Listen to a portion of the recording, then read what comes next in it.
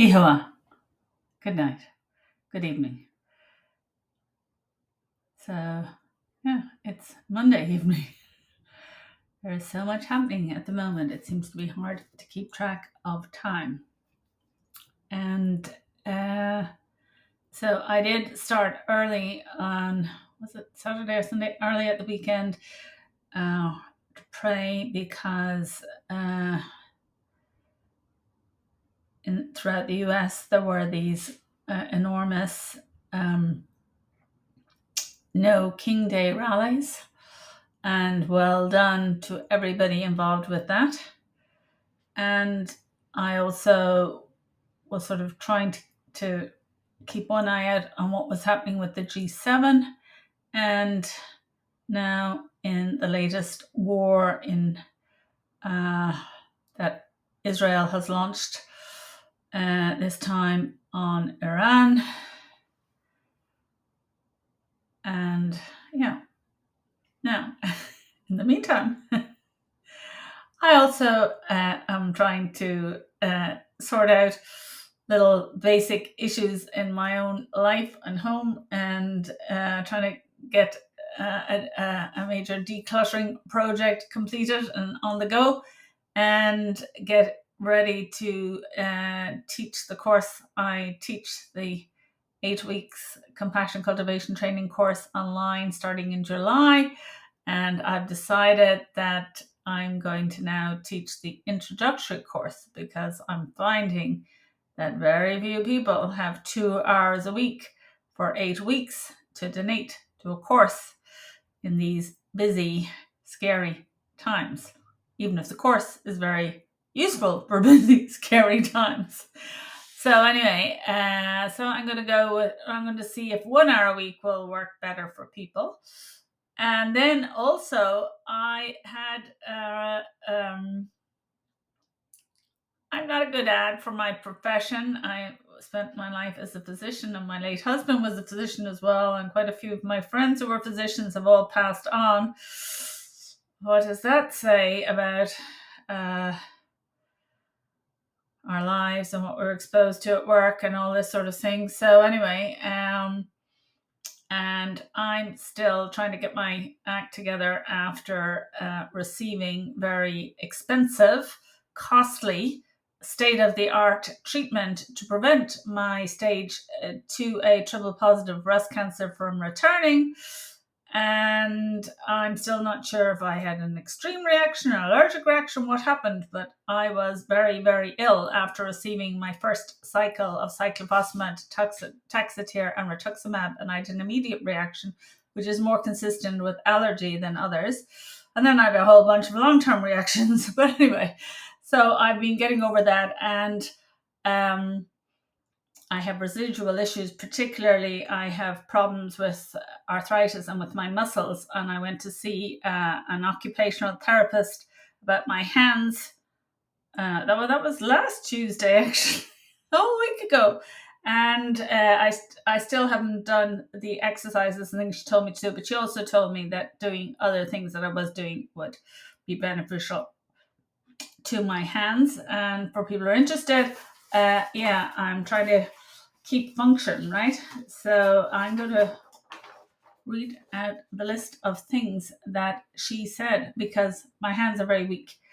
And so pinch strengthening exercises recommended. Newspaper, which a lot of people don't get anymore, is rip off strips of paper beginning with 1 sheet thickness, increasing numbers of sheets as pinch strengthens.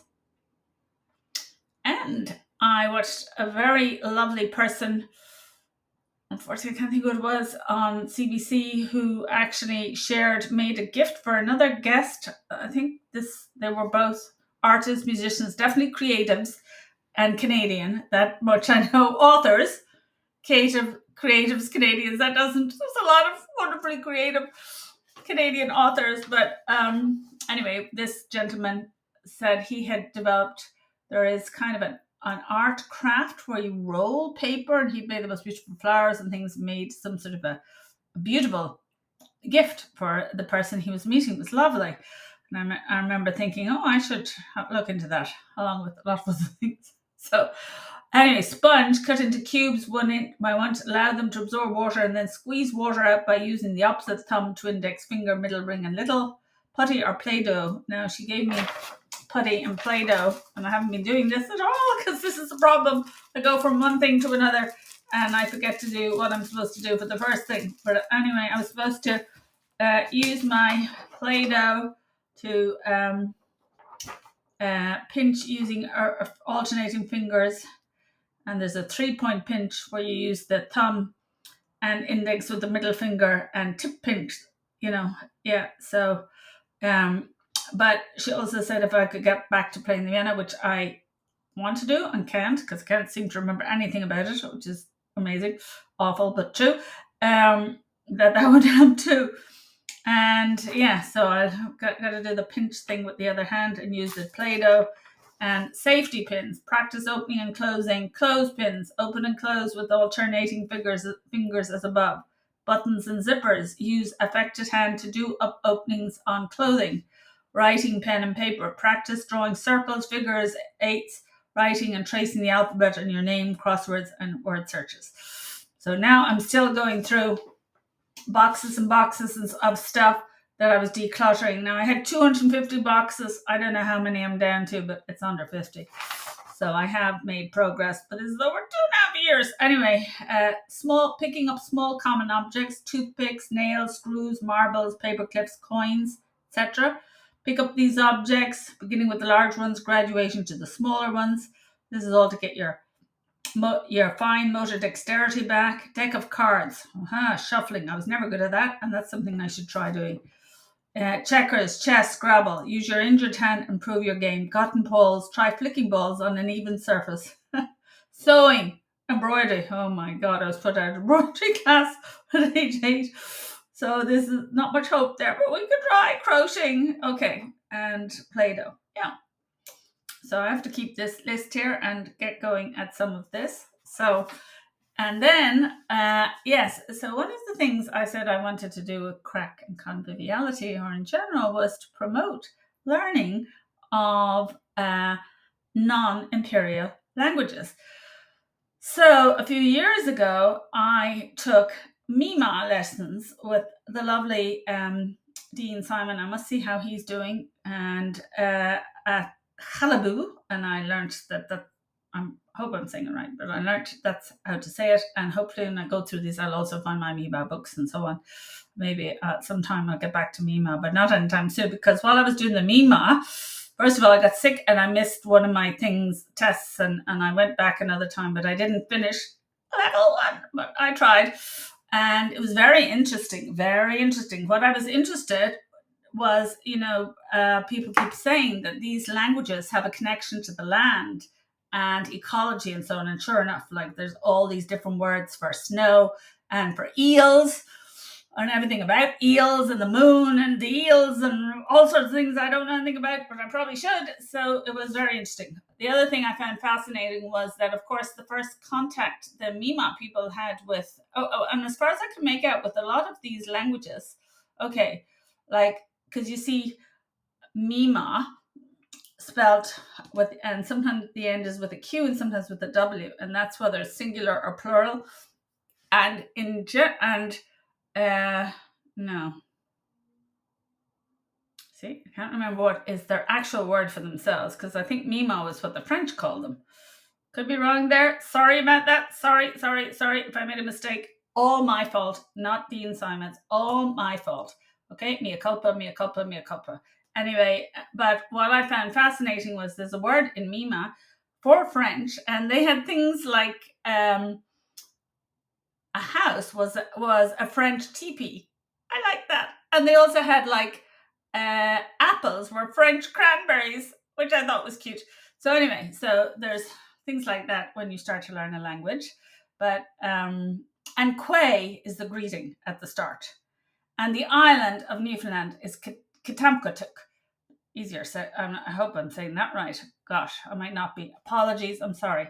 And actually, I shouldn't know the word for apology. I should learn that one. Okay, and so anyway, but when I was doing the Mima, I realized I was missing on Gaelga, Irish language. And then where did I go with that? Let me think. Different places, but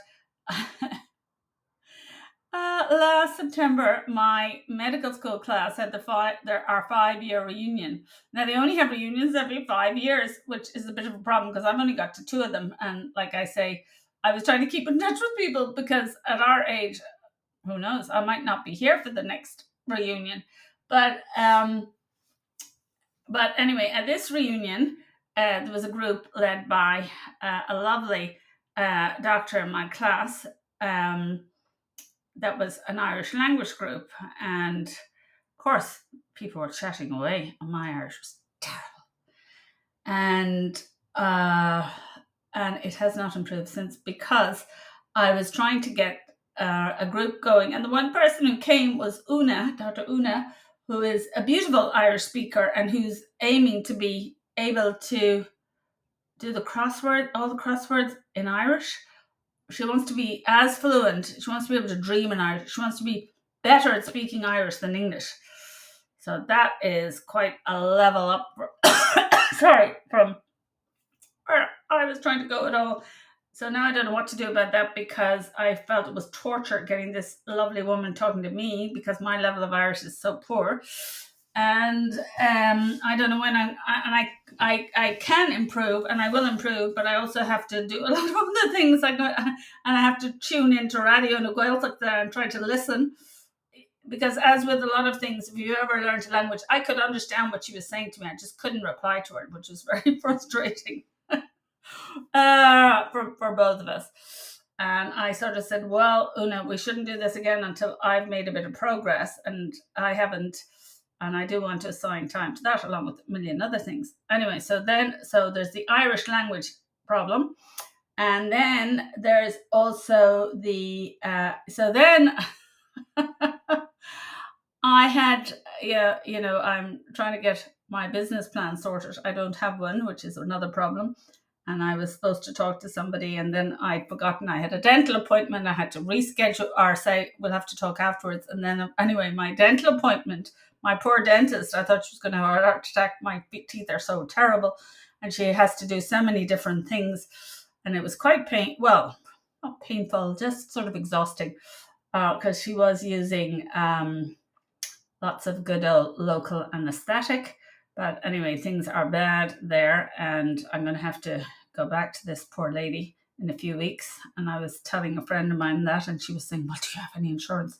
Thankfully, I do. Now, hopefully, now the insurance, I still had to pay $96 today, and I'm not quite sure if that was for medications or what I was paying that for. In fact, I should phone about that because if it's for medications, they are probably covered by something or other.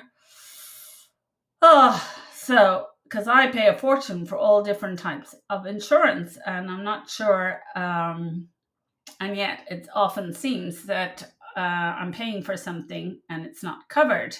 And I've wondered, should I keep I have two different insurances, and one of them doesn't seem to pay for anything, so I'm wondering about that.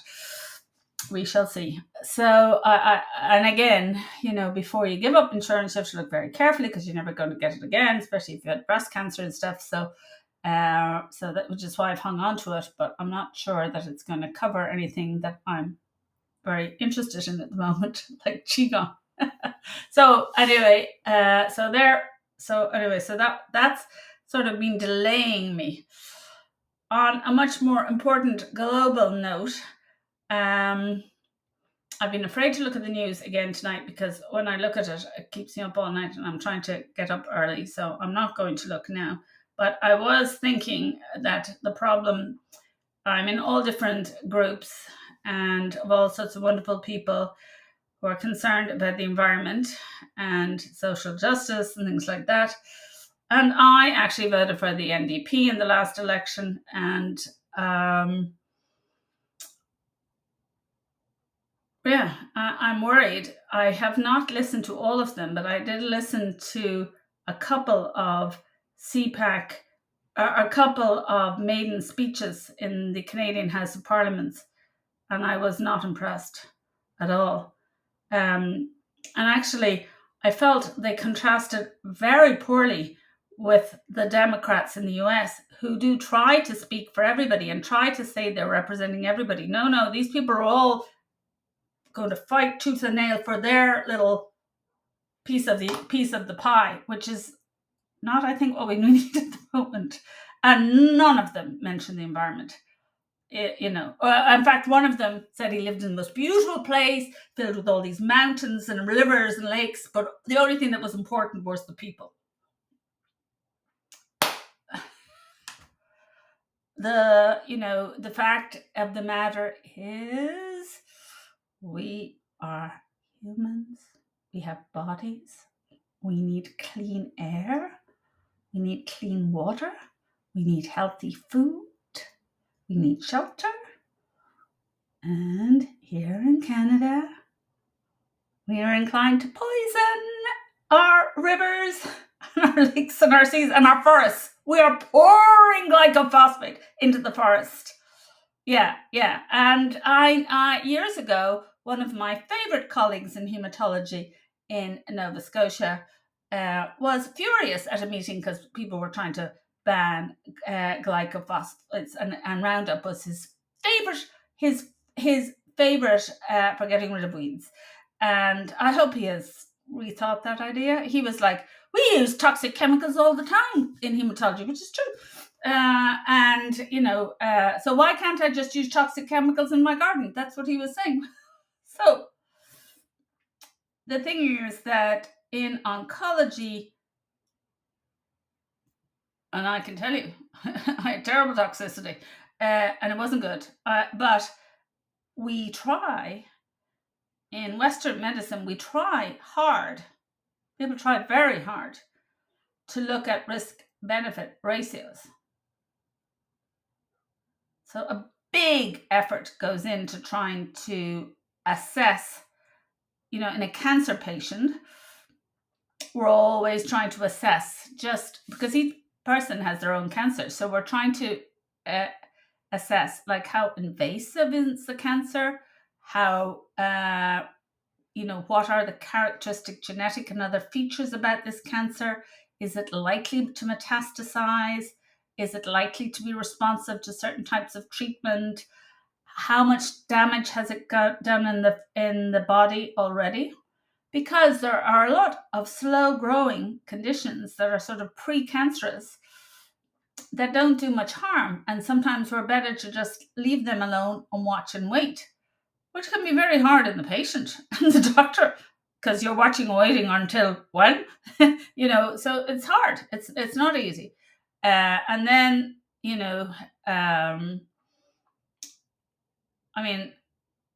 thankfully, I'm not looking after people with acute leukemia anymore. But the worst, but I found some people, there are sorts of leukemia that are so rapid and so acute that they kill people. A 16-year-old was brought in and who had been out water skiing in the morning and was dead of a particular type of leukemia that can cause bleeding and so on. We could see evidence of leukemia in their bloodstream. Poor young person. So there are these horrible, horrible illnesses, awful things. But generally, it is possible, if a healthcare system is working well, to pick up acute leukemia at a stage when treatment can be given and save the person's life. And at least if they come in sick, you feel you can explain it to them. But I found the worst thing of all was, like, I had a patient who came in who was about to go on a cruise. So she was feeling fine. And her blood work was really not that abnormal, but she had leukemia cells for sure. She had leukemia. The poor woman was booked on a cruise and not feeling sick at the time, although she had an acute leukemia. And of course, the treatment for leukemia made her very sick. And it was very hard to tell this poor lady, somebody's already feeling awful, dreadful, then, anyway, when I was doing that type of work, I'm not doing it now, thank God. But God bless everybody who is, because looking after people with blood disorders and blood cancers and leukemia and lymphoma and myeloma is really hard. And of course, it's much harder for the patients and their families and their loved ones. but looking after them is really hard work. And God bless all the staff, all the researchers who work day and night on their research protocols. Really, really, I've never met anybody like it. Like really dedicated lab researchers and clinical researchers and doctors and nurses, dietitians, uh, pharmacists, very, very important. Who else? Oh, yes, social workers, psychologists, there's all sorts of people, and the admin people and so on, trying to organize it all. Oh, it's a massive amount of work, and it's well worth it. And there's been a lot of progress in the care of people with blood disorders, but there's need for lots more. And that's why it is so sad what Felon Trump is doing, you know, to the NIH, to Harvard. Oh, yeah. Oh, dreadful. Anyway, hopefully this No King things will do great stuff, and he can be stopped. And as I said, I'm afraid to look at what happened today because I want to try and sleep tonight. And but getting back to Canada, I do want to listen to the maiden speeches of all the different new MPs. The ones I listened to, I was like, not inspired. No, definitely not. And I was trying to think who it was who had inspired me. And I realized it was a young man who was not elected. And I hope he is still co-leader of the Green Party. So mea culpa, mea culpa, mea culpa. I didn't follow up enough on what happened to Jonathan Perneau, who was the one person whose passion and really, really did inspire me. The one Canadian. And I need to see what's happening there, because there's so much happening elsewhere. I have not been properly focused on what is happening in Canada, in our beautiful Canada. Anyway, and so I do wish everybody who's suffering relief from their suffering. I wish everybody in fear relief, everybody in pain. I wish that wars, these dreadful wars, can be brought to a ceasefire in a way that is causes the least loss of life possible, the least amount of suffering, and that people really, really seriously try to negotiate peace. And yeah, and I got a Standing Together t-shirt from Redbubble today, because I want to be ready to wear that at some point. And anyway, we decided, I got one for my son. He liked one of them and not the other one, and one of them fit me, the other one didn't. So I'll have to rehome some of these and work further on the t-shirts. Anyway, good night. Blessings to all.